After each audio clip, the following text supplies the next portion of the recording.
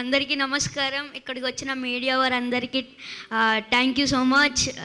అలాగే ఇంత మంచి ఛాన్స్ ఇచ్చిన సితారా ఎంటర్టైన్మెంట్స్ వారికి కూడా థ్యాంక్ యూ సో మచ్.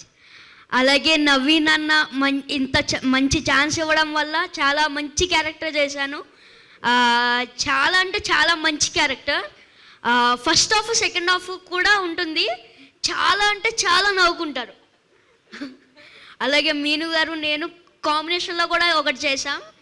అయితే అది చాలా చాలా చాలా ఫుల్ ఒక డాగ్ సీన్ ఒకటి ఉంటుంది.